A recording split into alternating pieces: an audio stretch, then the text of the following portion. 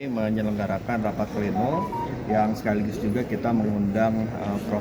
Jimli Asidiki sebagai narasumber untuk memberikan pokok-pokok pikirannya mengenai evaluasi terhadap implementasi Undang-Undang Dasar 1945. Ini adalah kali kesekian dari Komisi Kajian Ketatanegaraan DPR RI untuk menyelenggarakan diskusi dan pendalaman mengenai konstitusi.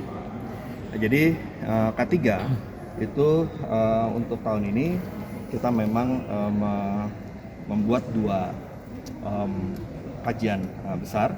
Yang pertama kita mengkaji mengenai TAP MPR nomor 1 tahun 2003, dan yang kedua kita melakukan kajian terkait dengan evaluasi secara menyeluruh Undang-Undang Dasar 45 ya, dalam hal adanya ide dan gagasan untuk melakukan perubahan kelima ya terhadap Undang-Undang Dasar 45. Nah, untuk tahun ini kami dari K3 itu mempersiapkan sebuah masukan untuk Ketua MPR RI, pimpinan MPR RI, agar dapat disampaikan nanti pada saat acara pidato kenegaraan ya, Presiden ya, dalam agenda MPR, di mana saat ini kami sedang mempersiapkan kajian terhadap dua TAP MPR, yaitu TAP MPR nomor 11 tahun 98 dan TAP MPR nomor 8 tahun 2002 kalau tidak salah ya, yang terkait dengan anti KKN dan rekomendasi mengenai pemberantasan korupsi.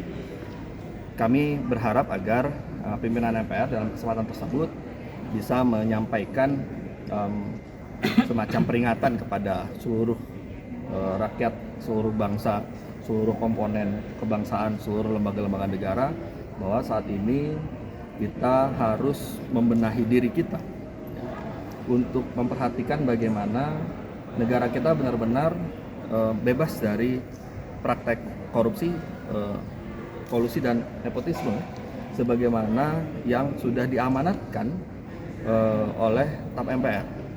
TAP MPR ini kan amanat dari reformasi. Tentu kita berharap reformasi yang dahulu diperjuangkan itu menciptakan suatu hasil yang nyata. Tapi sebagaimana kita ketahui ternyata ya, setelah sekian tahun berjalan reformasi, praktek-praktek itu masih berjalan.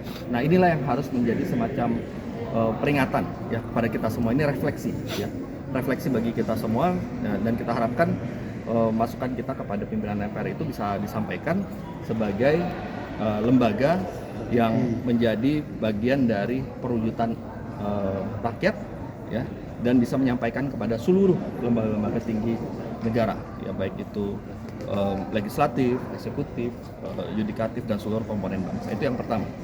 Yang kedua, ada ide dan gagasan mengenai usulan untuk melakukan amandemen terhadap Undang-Undang Dasar, amandemen kelima. Ya. Tentunya kami di Komisi Kajian Ketatanegaraan juga melakukan kajian terhadap hal tersebut. Namun kita berharap ya, apabila ada gagasan untuk amandemen, maka gagasan itu juga harus melibatkan partisipasi rakyat seluas-luasnya. Nah, karena itu sebelum kita memutuskan untuk melakukan amandemen, alangkah baiknya agar di tengah-tengah publik, di tengah-tengah masyarakat dilakukan terlebih dahulu evaluasi. Jadi dasarnya bukan soal kita ingin melakukan perubahan, kemudian perubahan ini dicarikan argumentasi, bukan seperti itu kebalik ya. Kita berharap kita lakukan evaluasi, dari evaluasi inilah kemudian kita bisa menilai ya, apakah kita butuh perubahan atau tidak, ataukah jangan-jangan hanya di tingkat undang-undang yang harus kita perbaiki ya. Kalaupun kita melakukan perubahan pada hal-hal apa saja ya, terkait dengan apa yang menjadi permasalahan-permasalahan yang timbul di tengah masyarakat, untuk kita kemudian lihat ada solusi yang kita bisa lakukan di dalam perubahan Undang-Undang Dasar untuk jangka yang sangat panjang. Nah, jadi oleh karena itulah maka kami dari Komisi Kajian Ketatanegaraan saat ini sedang mempersiapkan suatu mekanisme untuk kita ingin mengajak kampus-kampus, akademisi-akademisi untuk bersama-sama kita melakukan evaluasi terhadap implementasi UUD 45. kita akan meminta ya, kampus-kampus ini membuat satu masukan tertulis termasuk juga akademisi. Nah, hari ini kita mengundang Prof. Jimmy.